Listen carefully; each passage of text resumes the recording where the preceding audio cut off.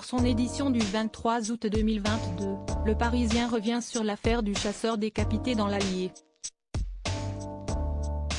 Christophe Douar a été retrouvé mort, sans tête, dans un fossé en 1995. L'enquête a été relancée en juillet dernier, soit 27 ans plus tard, et a entraîné la mise en examen de sa veuve, Maria M. Les avancées scientifiques avec notamment de nouvelles analyses génétiques ont mis en lumière des éléments pour faire avancer l'enquête, mais pas seulement. Le comportement de la présumée coupable interroge toujours plus les enquêteurs, incohérences, attitude détachée en garde à vue et sa relation très fusionnelle avec son fils Anthony. Il faut reconstruire le récit de Maria et Christophe Douar pour tenter de comprendre ce que pourrait cacher cette famille.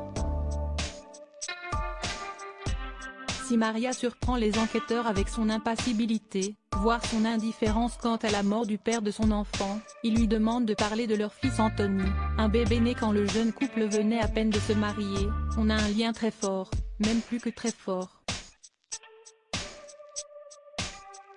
Je m'en suis peut-être trop occupée, raconte Maria. Elle explique s'être beaucoup investie dans son éducation, à l'opposé de ses propres parents qu'elle qualifie de géniteurs et qu'elle a quitté en épousant le chasseur rencontré à l'âge de 15 ans. Je fuyais mes parents. Christophe Douar était présent pour moi.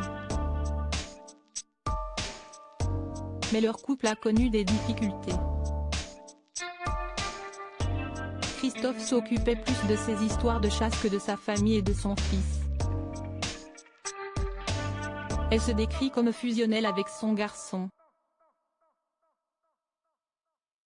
Le Parisien souligne alors cette étrange formule incestueuse qu'elle utilise devant le juge d'instruction à propos de son duo avec son garçon Anthony. On aurait pu être un couple.